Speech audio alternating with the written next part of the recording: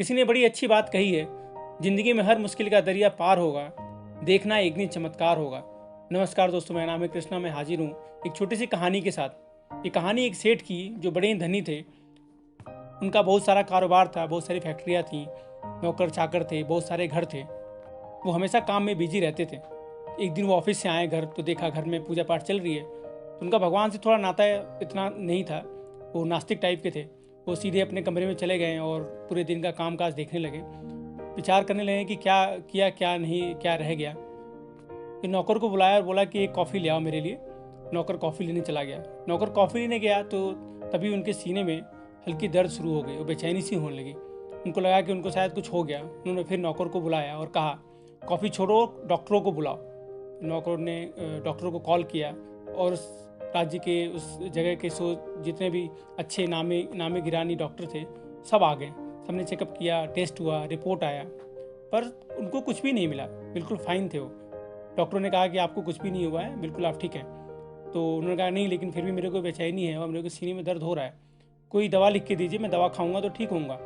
Doctor ने कहा ठीक है। उन्होंने दवाई लिख दिया और फिर नौकर दवाई देकर चला गया। वो दवाई लेकर आराम करने की कोशिश कर रहे थे, नींद आने की कोशिश कर रहे थे।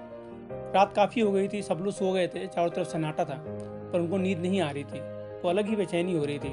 तो लग रहा था कि शायद कमरे में घुटन हो रही है, तो इसलिए मेरे को नींद नहीं आ रही है। शायद बाहर निकल कर ताज़ी हवा में जाना चाहिए, जिससे शायद बेचैनी कम होगी। तो कमरा खोल कर वो बाहर निकले और गार्डन में चले गए। फिर वो टहलते टहलते और सोचते सोचते, मन में द्वंद्व था, सोचते सोचते बाहर चलते चलते रोड पर आ गए। फिर वो चलते चलते काफ़ी दूर तक निकल गए। फिर रास्ते में एक चबूतरा मिला, वहाँ बैठ गए और सोचने लगे अपने बचपन के बारे में कि कितना स्ट्रगल किया था। और वो सारे दिन याद करने लगे जब उन्होंने इसके लिए, अपने जीवन के लिए लड़ाई लड़ी थी, संघर्ष किया था। उनके दिमाग में यही सब चल रहा था और चबूतरे बैठे थे। तभी एक कुत्ता आया और उनका एक चप्पल लेकर मुंह में दबाकर भागने लगा। वो उसके पीछे पीछे भागे। वो कुत्ता भागते भागते एक बगल में ही झुग्गी झोपड़ी थी, वहाँ घुस गया। फिर वहाँ जाकर वो कुत्ते को डांटने लगे, बुलाने लगे। कुत्ता डर गया और वहाँ चप्पल छोड़कर भाग गया। फिर उन्होंने चप्पल पहना, तब उनको याद आया कि काफ़ी देर हो गया है, 3 बज गया था, 4 बज गया था। सोचा अब घर जाना चाहिए, क्योंकि मैं काफ़ी देर से बाहर निकला हूँ और पता नहीं चला। वो वापस मुड़े चलने के लिए, घर आने के लिए।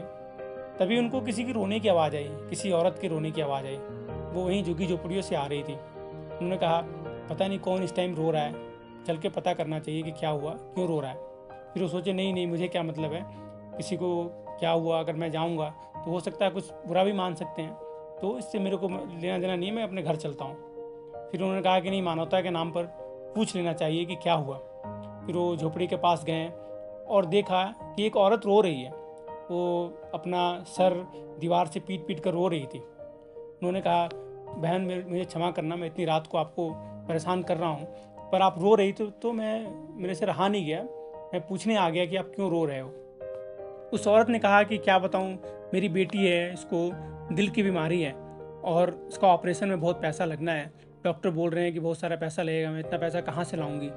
मैं नौकरी करती हूँ, लोगों के घर में जा कर झाड़ू पोछा लगाती हूँ, वो इतना पैसा नहीं दे पाएंगे, तो इसलिए मैं रो रही हूँ। तो उन्होंने कहा कि इसमें रोने वाली क्या बात है, आप जिनके घर काम करते हो उनसे पैसा मांग लो।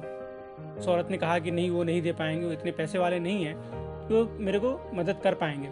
पर मैं रो इसलिए रही हूँ कि कल मुझे गुरुजी ने कहा था, एक साधु यहाँ से गुजर रहे थे, उन्होंने कहा था कि तुम रात को 4 बजे रोना शुरू कर देना और भगवान से विनती करना और खूब ज़ोर ज़ोर से रोना, देखना भगवान आएंगे तुम्हें बचाने के लिए और वही मदद करेंगे तुम्हारी बेटी के ऑपरेशन में।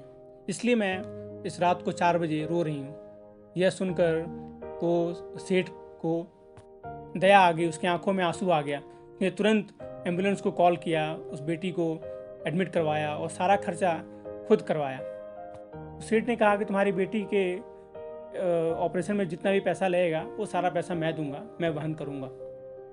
वो सेठ नास्तिक था, पर उस दिन उसको समझ आ गया कि भगवान होते हैं। भगवान ने ही उसको बचाने के लिए भेजा था उतने रात को, नहीं तो उसके सीने में दर्द नहीं होता और वो बाहर नहीं आता।